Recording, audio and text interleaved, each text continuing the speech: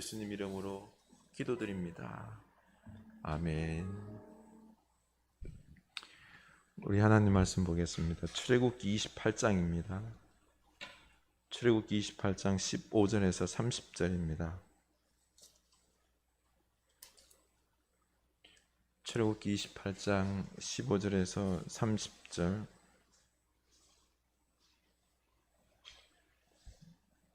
출애굽기 28장 15절에서 30절 우리 한 절씩 교독하겠습니다.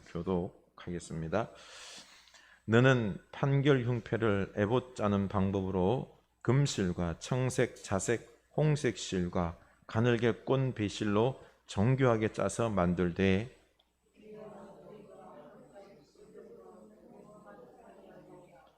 그것에 네 줄로 보석을 물리되 첫 줄은 홍보석, 황옥, 녹주옥이요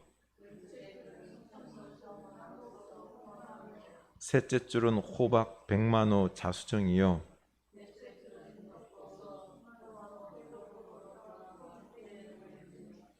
이 보석들은 이스라엘 아들들의 이름대로 12이라 보석마다 12지파에 한 이름씩 도장을 새기는 법으로 새기고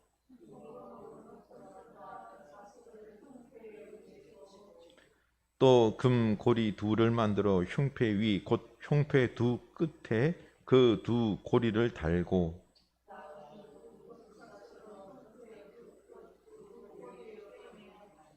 두 따은 사슬의 다른 두 끝을 에봇 앞 두 어깨 바지에 금태에 매고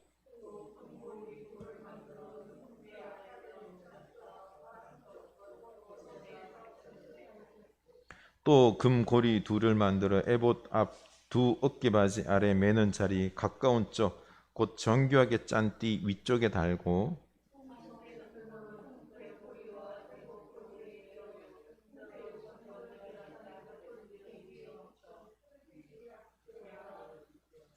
아론이 성소에 들어갈 때에는 이스라엘 아들들의 이름을 기록한 이 판결 흉패를 가슴에 붙여 여호와 앞에 영원한 기념을 삼을 것이니라.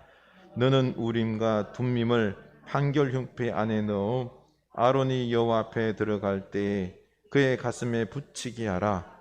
아론은 여호와 앞에서 이스라엘 자손의 흉패를 항상 그의 가슴에 붙일지니라.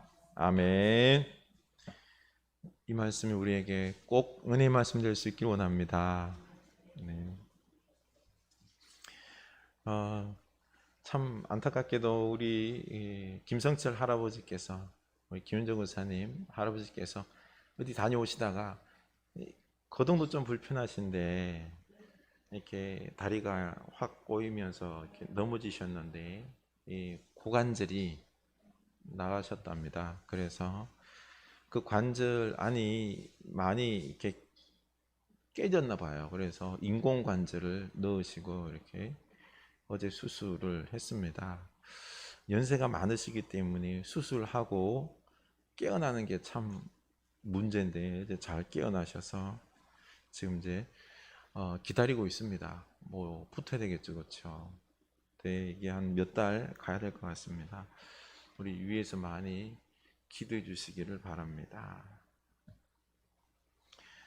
우리도 좀 느긋하게 마음을 먹읍시다. 그리고 이게 내가 막 한다고 되는 게 아니잖아요, 그렇죠? 하나님께 맡기고 천천히 뭐 좀 덜 먹고 덜 하고 그렇죠? 그냥 천천히 살아갑시다. 하나님께 맡기고 오늘 말씀 보면은 이 제사장 옷에 대한 말씀인데요. 이 하나님은 모세에게 대제사장으로 아론을 임명해서 세우라고 말씀하십니다. 이 하나님과 이스라엘 백성들 사이에 중보자 대제사장 아론을 세워서 만나자라는 것이죠. 굳이 대제사장을 세워서 만나야 할 이유가 무엇일까요? 왜 대제사장을 세웠을까요? 그 짐승 제사 하는 게 잡고 제사하는 게 어렵잖아요, 그렇죠? 이게 어려워서 제사장을 세웠을까요? 그것보다 더 중요한 이유가 있습니다. 바로 죄악된 인간이 우리 거룩한 죄 없으신 하나님을 만난다는 것은 불가능합니다. 하나님은 죄가 없으신 거룩한 분이시기 때문에 죄인된 인간이 만나면은 죽습니다. 하나님께서 거꾸로 우리 인간이 너무너무 이쁘셔서 그렇죠. 그래서 이놈들 한번 만나봐야 되겠다 하면서 하나님께서 확 임재하셨어요. 그럼 어떻게 될까요? 다 죽어요. 그냥. 그 옆에 있는 사람들이 다 죽게 되는 겁니다. 하나님을 만나러 갈 수도 없고 만나러 올 수도 없는 이런 딜레마가 발생한 것입니다. 그래서 시내산에 하나님께서 임재하실 때 이스라엘 백성들과 그 하나님께서 서약을 맺으실 때 그때 하나님께서 명령한 게 있어요. 절대로 이스라엘 백성들이 경계, 산기슭에 경계를 넘어오지 말라고. 넘어오는 즉시 죽을 것이다라고 말씀하셨습니다. 이렇게 죄인된 이스라엘 백성들은 하나님 앞에 직접적으로 나설 수가 없는 것입니다. 그래서 아론을 임명해서 대제사장으로 세워 그 대제사장이 하나님께로 대신 나아가게 했던 것입니다. 그러면은 이 아론은 그러면 죄가 없느냐? 아론도 죄가 있죠. 근데 아론은 하나님 앞에 나갈 때 반드시 먼저 속죄 제사를 드리고 그리고 아론은 늘 조심하면서 제사로 나아가야 했던 것입니다.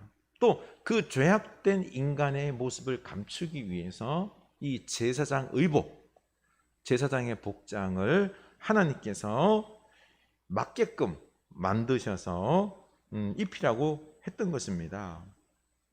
이 대제사장의 예복은 인간의 모습은 다 감추고 하나님께서 대제사장으로서 중보의 사역을 감당할 수 있는 이 의미를 담은 그 옷을 만들고 또 물건들을 만들어서 옷에 붙였던 것입니다. 이 오늘 본문은 대제사장의 이 의복 중에서도 흉패에 관한 말씀입니다. 대제사장은 판결 흉패를 만들어서 가슴에 꼭 착용해야 했습니다. 28장 15절 보면은요, 너는 판결 흉패를 에봇 짜는 방법으로 금실과 청색, 자색, 홍색 실과 가늘게 꼰 배실로 정교하게 짜서 만들되 길이와 너비가 한 뼘씩 두 겹으로 네모 반듯하게 하고 이 가로 세로 22cm 한 뼘 정도 22cm 정도 되는 정사각형 세로는요 세로는 3줄 가로는 4줄로 보석을 달았습니다. 이 보석의 테두리는 금으로 돌려라고 했던 거죠. 이 판결 흉패에서 중요한 것이 12개의 보석 위에 지파들의 이름을 새겼다라는 것입니다. 21절이죠. 이 보석들은 이스라엘 아들들의 이름대로 12이라 보석마다 12지파에 한 이름씩 도장을 새기는 법으로 새기고 아멘. 도장을 새기듯이 각 보석 위에 지파의 이름을 새기라고 했습니다. 12지파의 이름은 또 에봇에도 있었습니다. 그 호마노 요 보석이 있었는데요. 요것에 6지파씩 새겨서 두라고 하셨죠. 그런데 판결 흉패 위에 또 이름을 보석 하나당 집 한 이름씩 기록하라고 했습니다. 조금 더 크고 잘 보이겠죠, 그렇죠? 왜 이 이름을 기록하라고 했을까요? 29절입니다. 우리 함께 읽겠습니다. 아론이 성소에 들어갈 때에는 이스라엘의 아들들의 이름을 기록한 이 판결 흉패를 가슴에 붙여 여호와 앞에 영원한 기념을 삼을 것이니라. 아멘. 대제사장이 갈 때 이 판결 흉패를 가슴에 붙이고 성소에 들어가야 하는 이유는 여호와 앞에 영원한 기념을 삼기 위해서입니다. 이것을 직역하면은요, 하나님의 얼굴에 기억되기 위해서라고 말할 수 있습니다. 하나님께서 이스라엘 12지파 그 백성들을 기억하도록 이 기록한 보석을 달고 들어가라는 거죠. 그러면 하나님이 12지파를 기억 못할까요? 기억합니다. 그렇죠? 기억하는데 잊을 리가 없죠. 그런데 이스라엘 백성들이 하나님 앞에 나오라는 것입니다. 나오라는 것이죠. 그래서 하나님을 뵙고 또 하나님께서 그들을 기억하도록 이렇게 하라는 것입니다. 이렇게 이스라엘 백성들은 대제사장의 이 중보 속에서 하나님께 나아갈 수밖에 없었습니다. 직접 나아가지를 못했던 거죠. 그런데 지금 우리는 하나님 앞에 직접 나와서 예배 드립니다. 여러분, 우리가 지금 예배할 때에 중간에 이스라엘에도 대제사장이 이런 복잡하고 정교한 예복을 입고 나와서 중보를 합니까? 아니잖아요. 그렇죠? 가정에서 온라인으로 지금 텔레비전을 보면서 혼자 하나님을 바라보면서 예배하게 됩니다. 우리가 이게 직접 나아가서 예배할 수 있는 게 우리가 잘나서가 아니라 우리의 영원한 대제사장이신 예수님께서 영으로 살아 계셔서 이 예배를 중보하기 때문에 우리가 이렇게 예배할 수 있는 것입니다. 예수님이 중간에서 중보하지 않으시면은 우리 죄인된 인간들이 드리는 예배가 될 수가 없습니다. 그래서 히브리서 4장 15절이죠. 우리가 요즘 배우고 있죠. 우리에게 있는 대제사장은 우리의 연약함을 동정하지 못하실 리가 아니요 모든 일에 우리와 똑같이 시험을 받으신 이로되 죄인이 죄가 없으시니라. 그러므로 우리는 긍휼하심을 받고 때를 따라 돕는 은혜를 얻기 위하여 은혜의 보좌 앞에 담대히 나아갈지니라. 아멘. 이렇게 이 대제사장이 예수님께서 우리의 연약함을 불쌍히 여기셔서 도우십니다.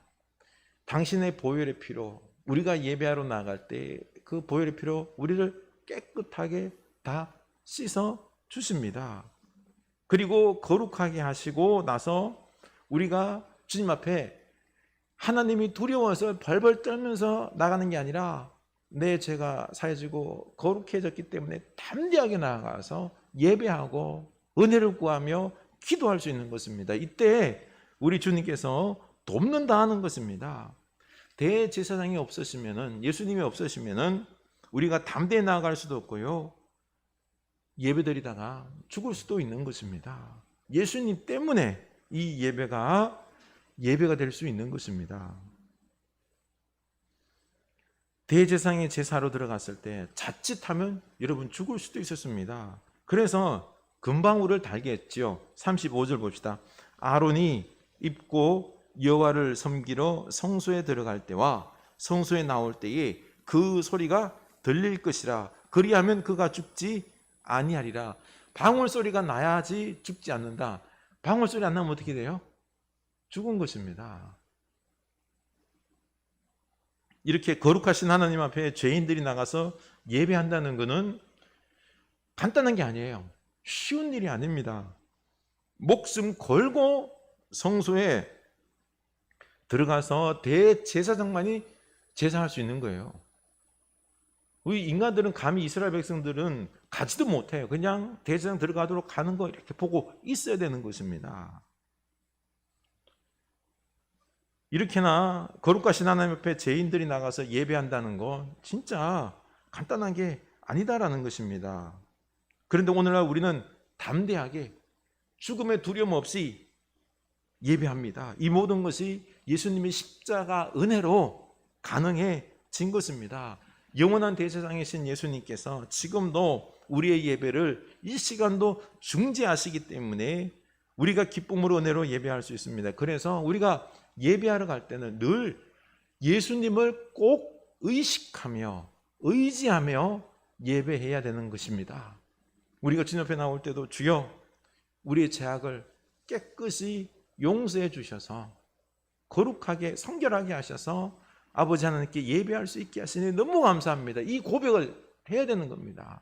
그리고 대제사장이신 예수 그리스도시여, 오늘도 임재하셔서 중재하셔서 내 예배가 때로는 정신 한쪽에 팔기도 하고 졸기도 하고 이런 모습이 있을지라도 우리들의 예배가 아버지께 드려줄 수 있도록 중보하여 주시옵소서. 이 예수님의 중보를 의지해야 된다는 것입니다.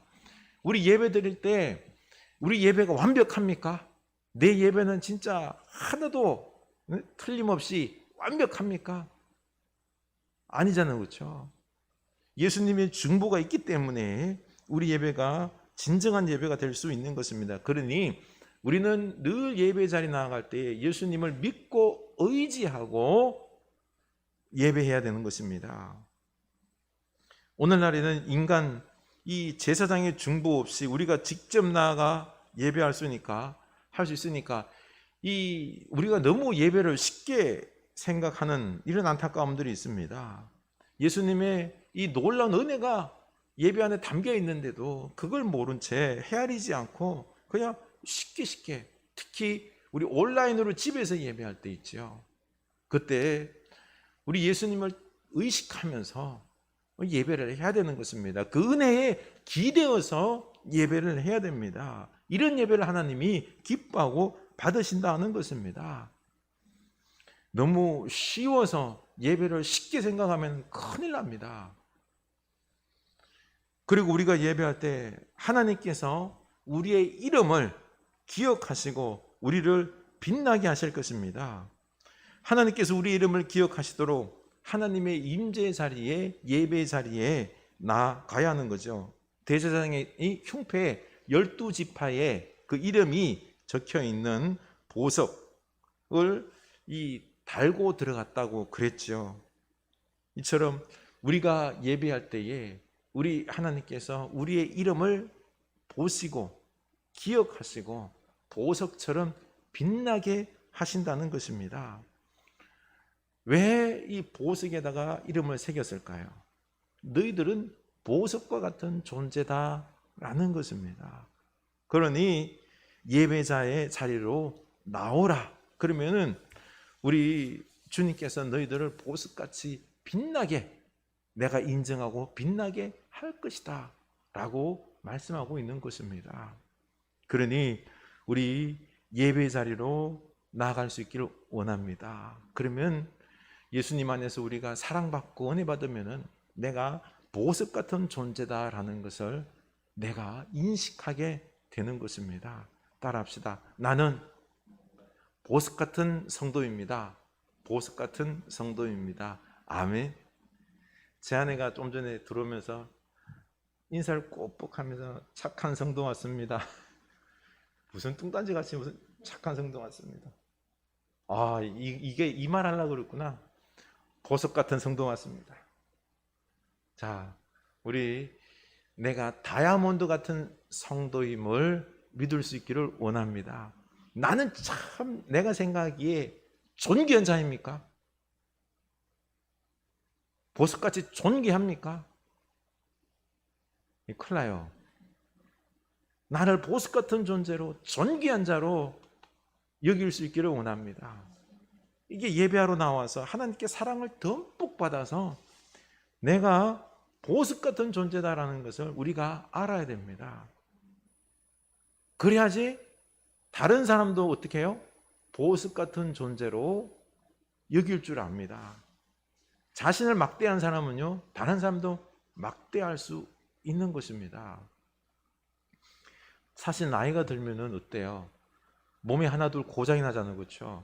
내 마음대로 움직여지지가 않습니다. 조심조심해야 됩니다. 그러면 무슨 마음이 들까요? 나는 쓸모없다라고 하는 이런 자기감이 나도 모르게 막 들고 우울증이 들고 우울이 심해지면은요, 자신에 대한 어떤 자기감이 막 듭니다. 내가 살아서 뭐 하나? 인생 왜 이러냐?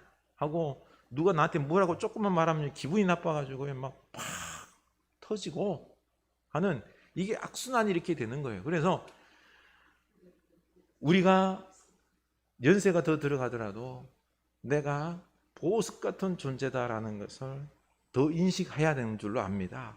우리 주님 안에서 내가 비록 돈도 못 벌고 지금 이 나이가 들어서 내 마음도 육체가 안 움직이고 해도 능력 없다고 해도 그게 아니라 나는 주님 안에서 진짜로 사랑받는 보석 같은 존재다라는 것을 우리가 더욱 알아야 될 줄로 압니다.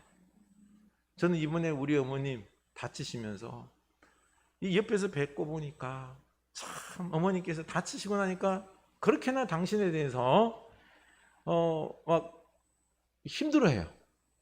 이게 다쳤다 실수했다 이런 걸 인정하기 싫어해요. 왜냐하면 그걸 인정하면은 내가 못나서 내가 바보처럼 다쳤다 하면 내가 그렇게 못나 보인다고 생각하기 때문에 너무 마음이 아팠어요. 아닙니다.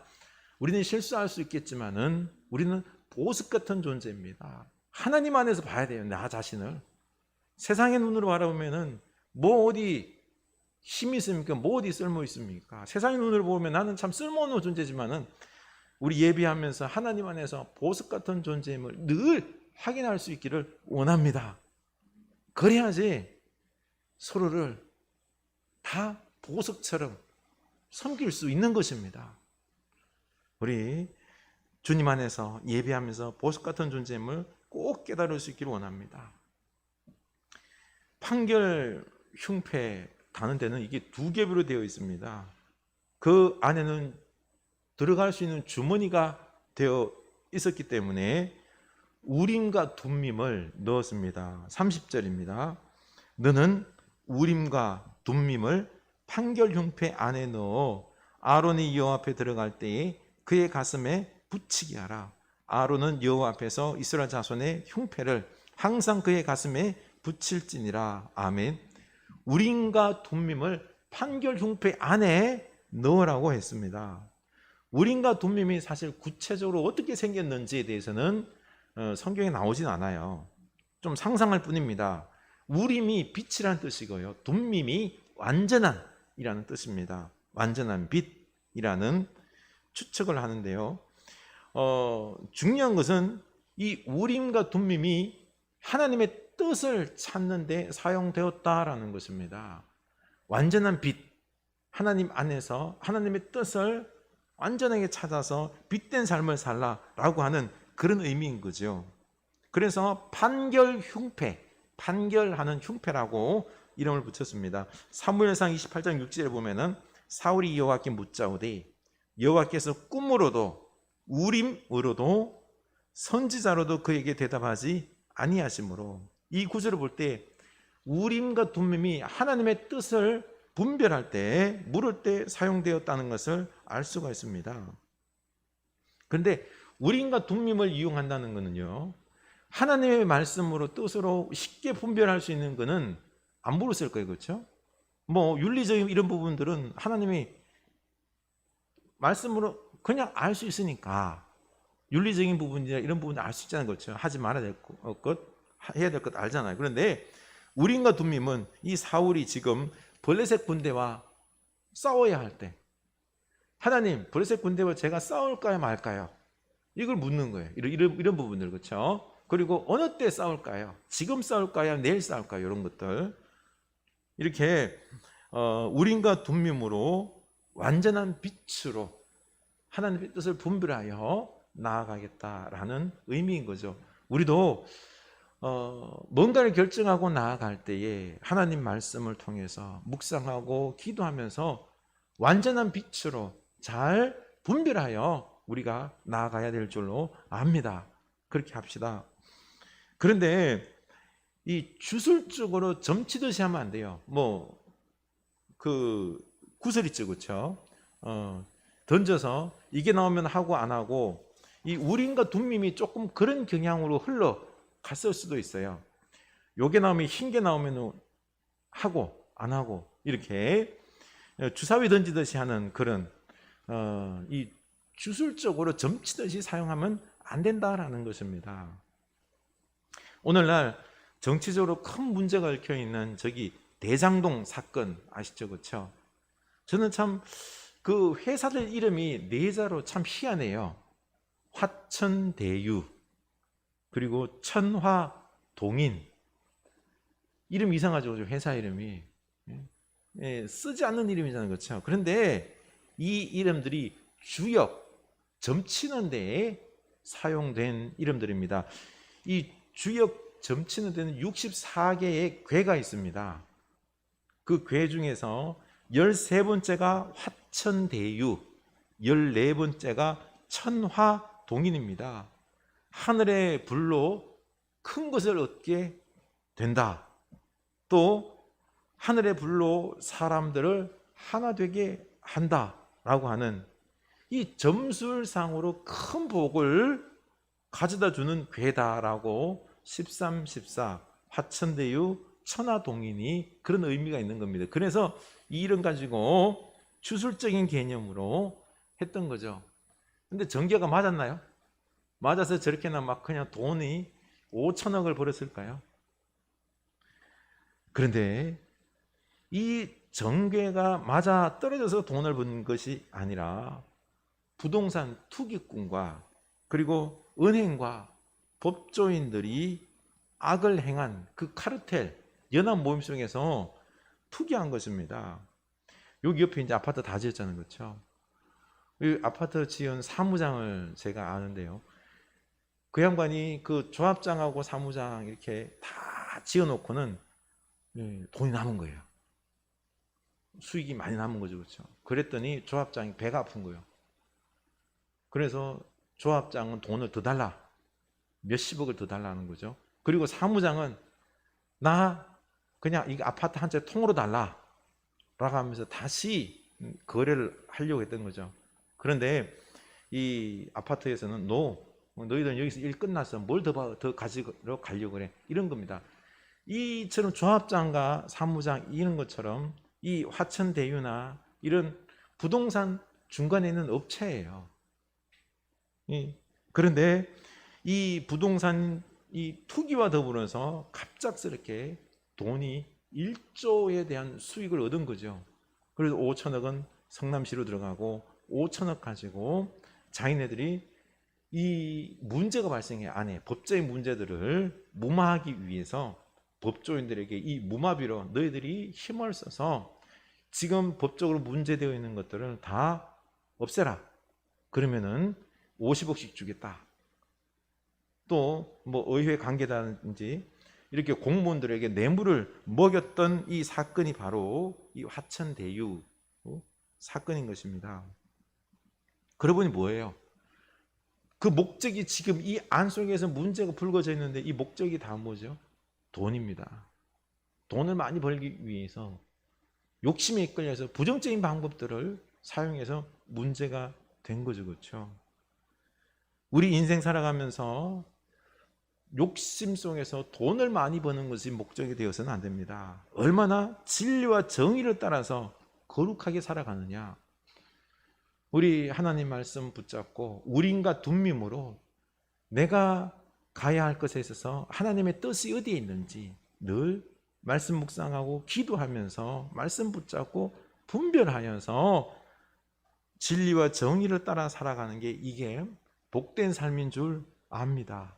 저들이 저렇게 해서 다 감옥 가버리고 추징당하고 하면은 뭐 쓸모 있겠어요? 그렇죠? 명예 다 떨어지고. 중요한 것은 우리 완전한 빛, 이 말씀을 따라 우리가 분별하여 살아갈 수 있기를 축원합니다. 그래서 28장 36절 함께 읽겠습니다. 너는 또 순금으로 패를 만들어 도장을 새기는 법으로 그 위에 새기되 여호와께 성결이라 하고 그 패를 청색건으로 관 위에 매되 곧 관 전면에 있게 하라. 이 패를 아론의 이마에 두어 그가 이스라엘 자손이 거룩하게 드리는 성물과 관련된 죄책을 담당하게 하라. 그 패가 아론의 이마에 늘 있으므로 그 성물을 여호와께서 받으시게 되리라. 아멘. 순금으로 패를 만드는데 뭐요?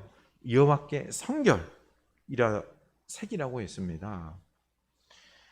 이 패를, 이 여호와께 성결이라는 이 패를 아론의 머리에 쓰게 한 이유는요, 이걸 바라보면서 우리는 늘 성결하게 거룩하게 살아가야 된다는 것을 알라는 것입니다.